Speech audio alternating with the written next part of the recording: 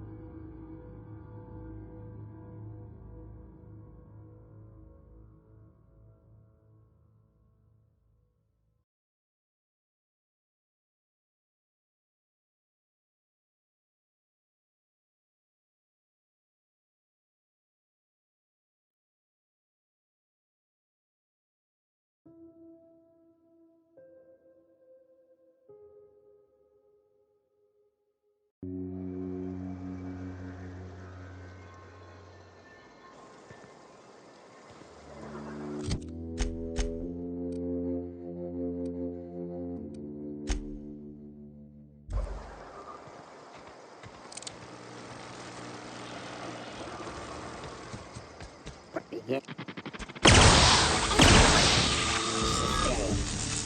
Nice one!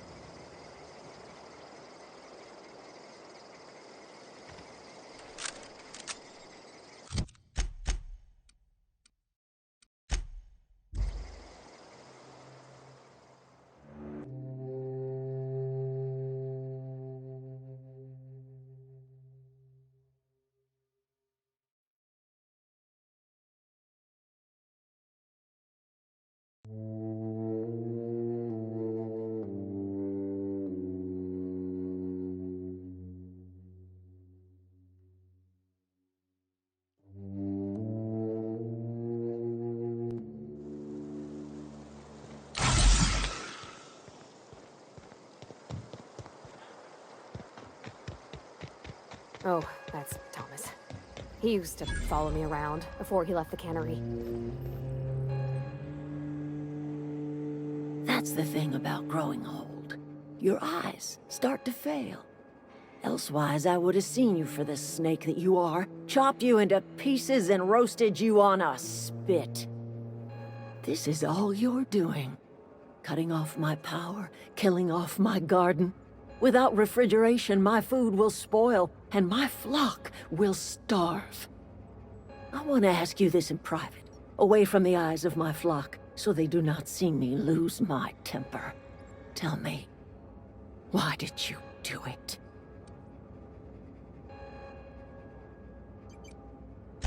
You want my flock wasting their lives in that cannery? Fine. Go and talk to them. And you tell Reed Thompson that I will never return to Edgewater.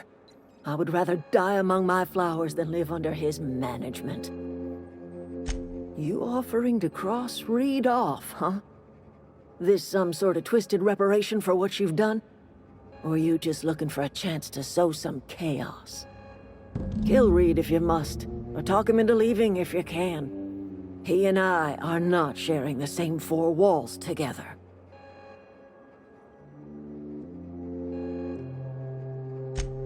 Tell Reed that I can make his people healthy again. I can end their plague.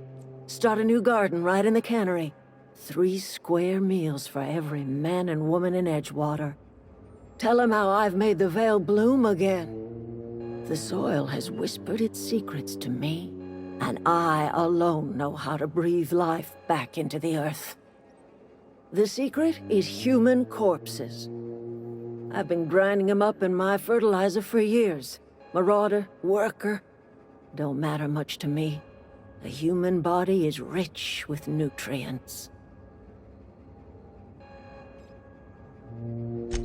I have got a means to cure the plague, and I will not share that cure until Reed leaves town. Those are my terms. My son worked in that cannery. When the plague started coming, he was one of the first to fall sick. We had a store of medicine locked away, but Reed refused to treat him. Said my boy didn't deserve treatment. Said the medicine would have been wasted on him. So I buried my boy in the cemetery, gathered my belongings, and left. That's as much of the story as you need to hear.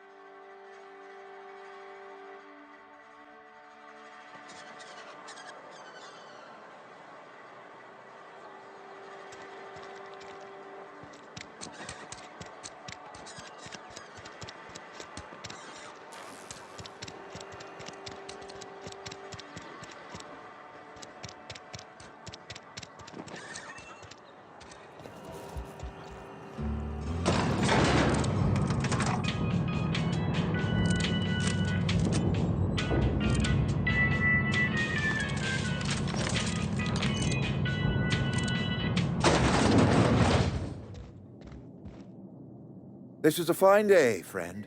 Power flows through our town like a cool stream of water. I trust Adelaide's people have seen their way to reason.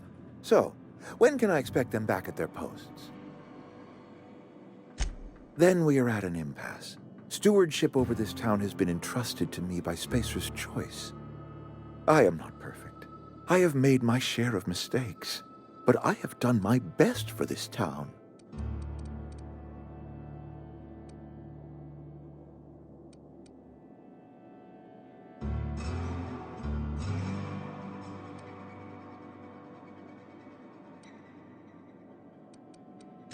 Her son got sick with plague a couple years back. Company never gave us enough medication to treat the whole town. So I had to choose, you see.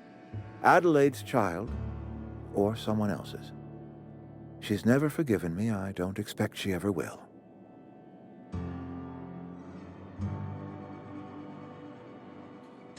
I have been holding this town together with both hands. You can't just expect me to leave. I'm a Spacer's Choice man. My father was a Spacer's Choice man. Edgewater may not look like much to some buttoned-up freelancer, but it is my home. I don't believe you. Plague's a reality of life. Best treatment is a good work ethic. You are disparaging our parent company, and it is not appreciated. We are a Spacer's Choice Saltuna cannery. We eat saltuna here, and only saltuna. I don't understand. You say Adelaide's growing her own food, but that should not be possible. The soil's gone sour. Company said as much. Our own botanists couldn't grow decent crops for us, so the company got rid of them and shut down the greenhouse. You'll excuse me for being skeptical. How exactly is Adelaide growing crops in barren soil? Adelaide has been using dead bodies in her fertilizer? Come to think of it, that's a stroke of brilliance. What a remarkably efficient solution. Recycling Spacer's Choice property long after its date of expiration. I was wondering about those missing bodies in Silas's cemetery. You're right, I am being obstinate. If the best thing I can do for this town is to stand down, then stand down I shall. If Adelaide's found a way to feed her people and cure the plague, then she deserves this office more than I do. I won't stand in her way. My life here is ended. Give me a little time to settle my affairs. I'm sure Adelaide will be glad to see the back of me.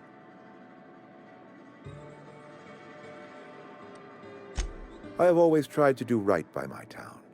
It has never been easy. I do. Adelaide's found a cure for the plague, and she knows how to tend to crop. She's what this town needs. A couple months ago, I might have put in for a transfer. It's a big colony. Spacer's Choice has other towns. Now, I couldn't show my face in any of them. No such thing as an honorable resignation. Suppose I could find a place outside the walls, or put in for early retirement. I don't know. I could see myself lasting a week.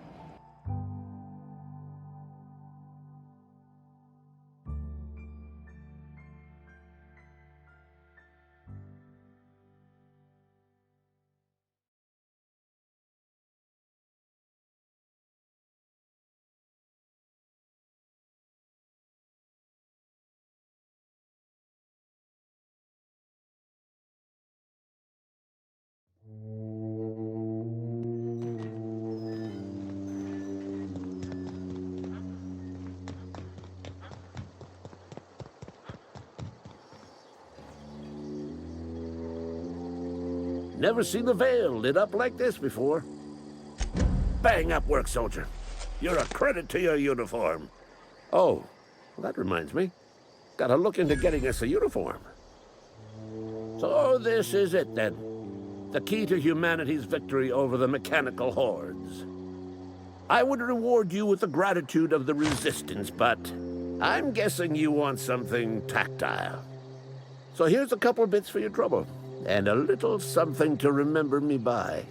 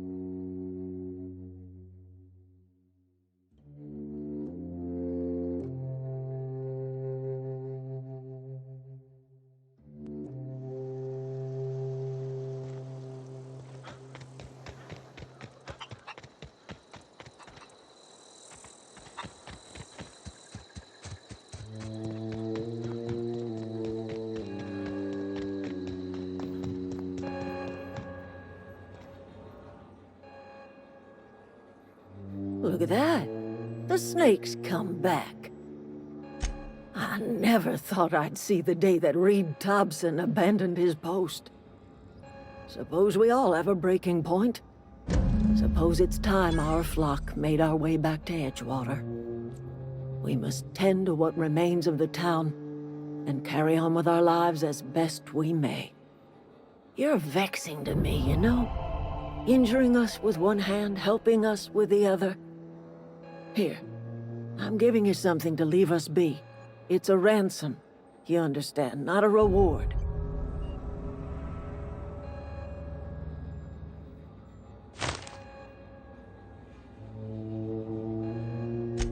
You're telling me you did all this just to put me in charge of Edgewater?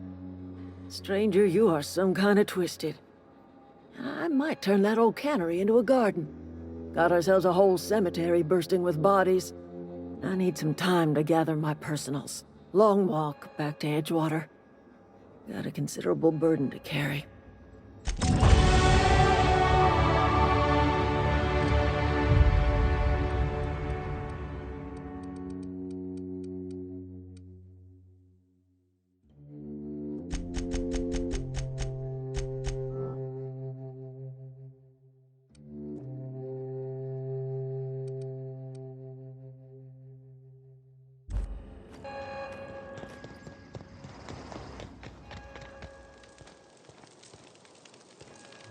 Adelaide's okay.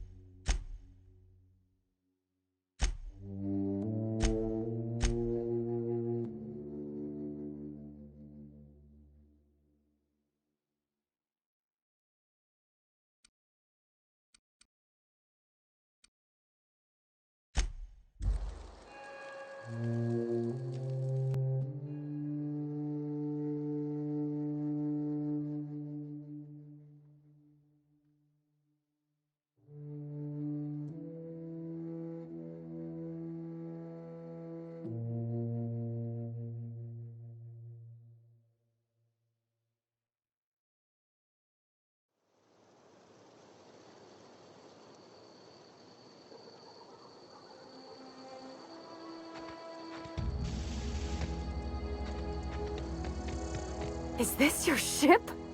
Oh my stars, she is just so handsome! Does she have a name yet? What's her drive model? Oh, gosh. Listen to me babbling. When I was in Edgewater, I dreamed of flying on a real ship. Working on a real engine. Belonging to a proper crew. I'm the only decent mechanic Edgewater's got, but every time I think of going back, I get this sinking feeling.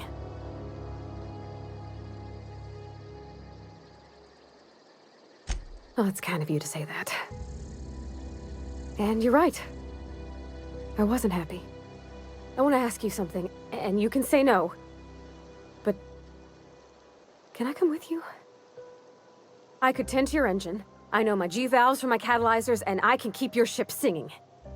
And if you ever need a pair of eyes watching your back, I can do that too. What do you think? Yes! I mean, thanks. You won't regret this, mister. Captain. I can call you Captain now. Ha! I got a captain.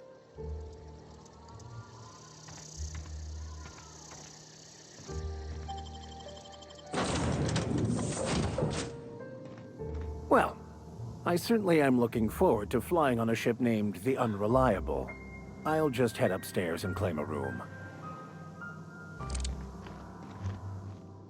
I could spend hours reflecting on the secret workings of the universe. Little else in this colony offers such a relaxing pastime. So, Tell me what's on your mind. I excel at confessional listening. Nothing too out of the ordinary. Just your run-of-the-mill vicar with a violently enthusiastic disposition. That's what my parents called it. I grew up in a pit of a town much like Edgewater. I was destined to be a laborer like my parents, but I was infected early with a need to solve the equation. My passion didn't sit well with them. On the contrary, they internalized the precepts of scientism like no one I've ever known. They had a pure faith, a faith that brought joy to them regardless of the situation. I envied that. I wanted that peace.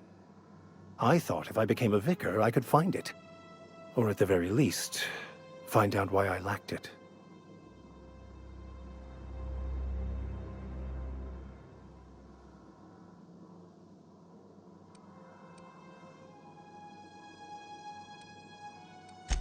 They thought I was fighting the plan, should have accepted my lot. Some people pursue the clergy for power, prestige, but that was not me. The simple version is this. The force which we call the Grand Architect created the universal equation that underlies and defines everything in the universe.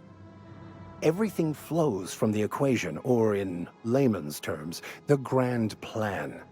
Is the Grand Architect a consciousness? A natural force? Did it create the equation on purpose?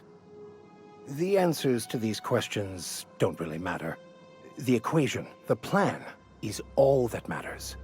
Contentment is found by accepting one's role in the plan. It can be if abused, but that can be said about anything. However, in the case of the board and Halcyon, sadly, I believe you are correct.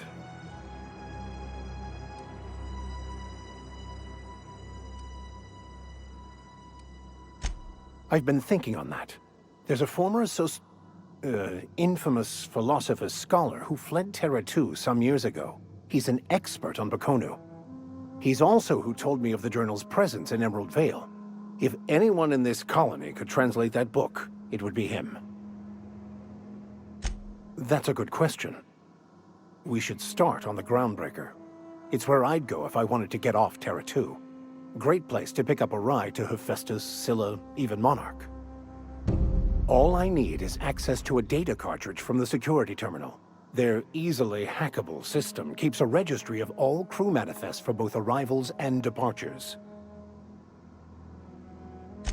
I'll comb the last 6 months of departure manifests to track the Philosophist's off-world destination. Before I transferred to Edgewater, I had a wealth of time to develop certain, secular skills during my years serving a particular penitentiary flock. I meditated, led sermons, provided guidance to the inmates as needed, of course. I also played prison yard tossball and taught myself a bit about computronic security systems. Thank you, Captain.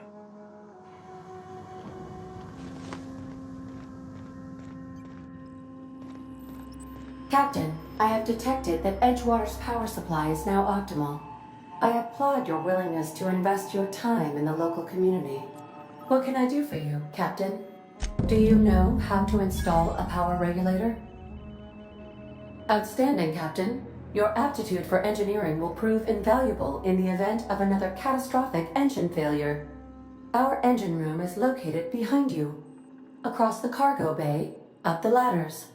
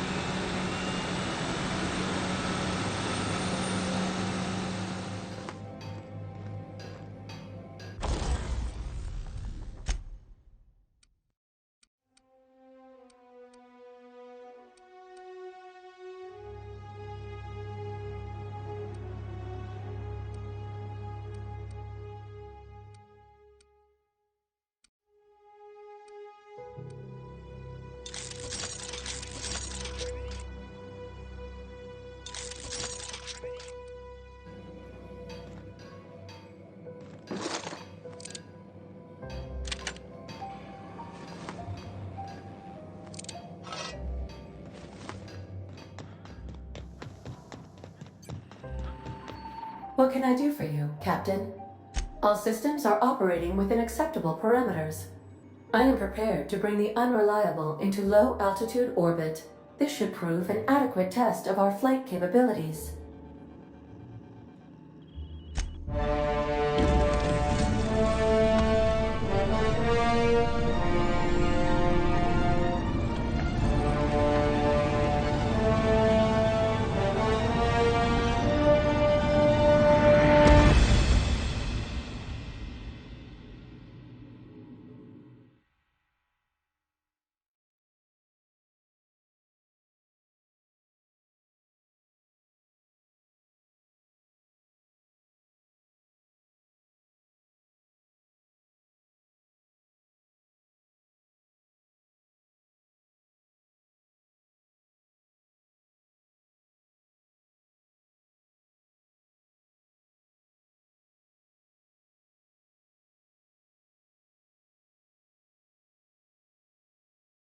We have received a communication request from Dr. Phineas Wells. Aha, there you are. Hale and hearty, and captain of your own ship. I see you're putting the unreliable to good use. Shame about her former captain. Horrible way to die. How are you feeling, by the way? I lost track of you in that cave back there. Experiencing any, unnatural drippage? Perfectly normal side effect of thawing, I assure you.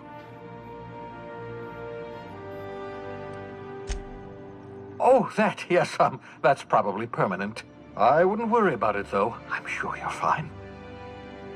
What you saw in Emerald Vale is happening all across the colony.